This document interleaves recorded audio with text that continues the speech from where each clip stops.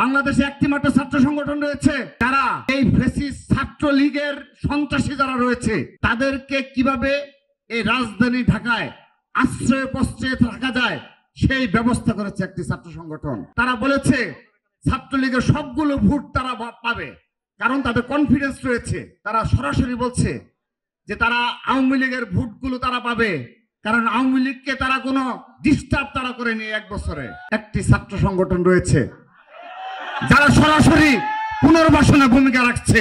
অবশ্যই কোনোভাবেই মধ্যপ্রাচ্য থেকে জাকাতে টাকা নিয়ে আসার কোনো ব্যবস্থা যেন না থাকে সেই প্রত্যাশা রাখছি।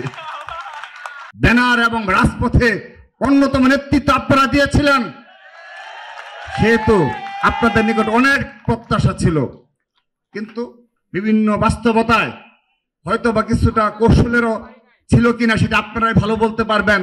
যে বাস্তবতায় হোক হয়েছে, কিন্তু যে জাগরণ ঘটছে এবং আজকের এই সত্যিকার অর্থে শুধুমাত্র বক্তব্য না, জাতীয় সমন্বয় সভার মাধ্যমে নতুন ভাবে জাগরণ ঘটবে গণতান্ত্রিক ছাত্র সংসদের, সেই প্রত্যাশা রাখছি। আমি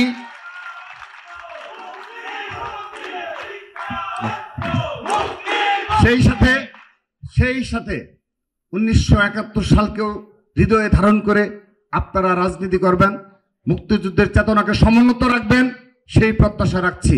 সেই সাথে আপনারা কখনো আগামীর রাজনীতিতে সফল হওয়ার জন্য অপরাজনীতি এবং ভোট বাহিনী নির্ভর কোনো রাজনীতি করবেন না, সেই প্রত্যাশা রাখছি। সেই সাথে হয়তোবা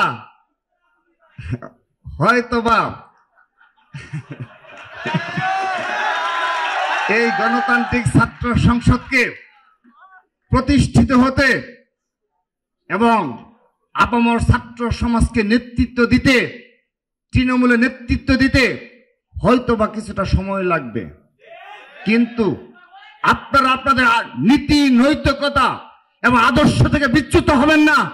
অবশ্যই বাংলাদেশে আপনারা প্রতিষ্ঠিত হবেন ইনশাআল্লাহ।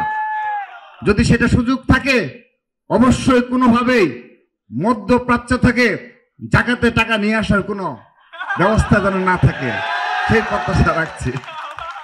সেই সাথে আরেকটি অনুরোধ রাখছি, দয়া করে আরেকটি অনুরোধ রাখছি আপনাদের নিকট। আপনারা লক্ষ্য করে দেখবেন, আমরা 5 আগস্ট পর থেকেই আমরা ছাত্র দলের পক্ষ থেকে বিভিন্ন বক্তব্যে বারবার বলেছি যে একমাত্র বাংলাদেশ জাতীয় দলের ছাত্র দল সেই ছাত্র সংগঠন, যে ছাত্র সংগঠন ফ্যাসিস্ট আওয়ামী লীগ এবং সন্ত্রাসী ছাত্রলীগের বিরুদ্ধে কোনো ছাড় দিয়ে আমরা রাজনীতি করি না।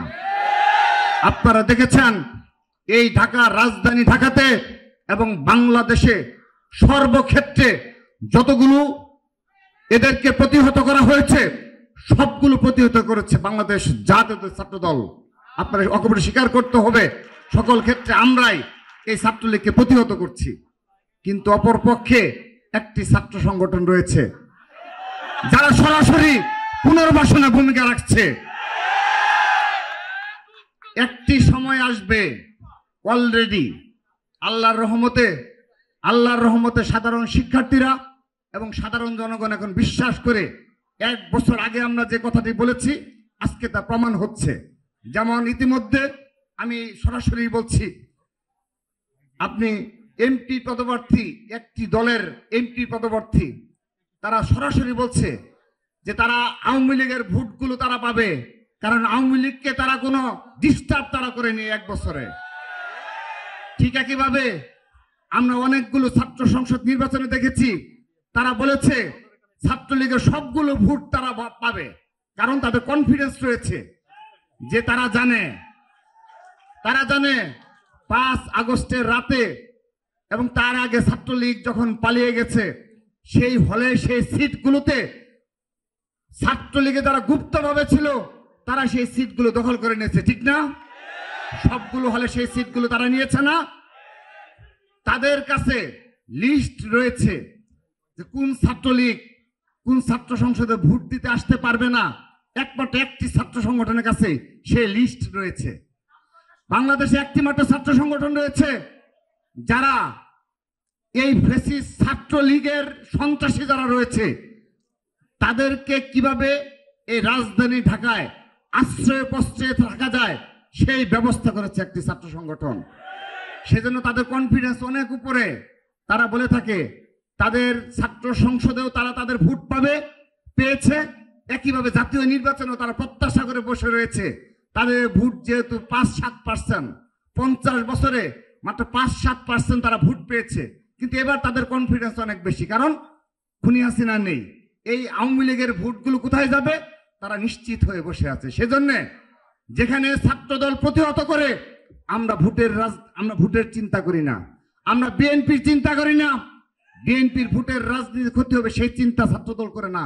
ছাত্রদল নিজস্ব আদর্শ বাস্তবায়নের জন্য আমরা বাংলাদেশের সাধারণ শিক্ষার্থীদের মনোভাব বুঝে প্রতিটি ক্যাম্পাসে এই খুনি ফ্যাসিস্ট হাসিনার ছাত্রলীগকে প্রতিহত করার দায়িত্ব আমরাই নিয়েছি।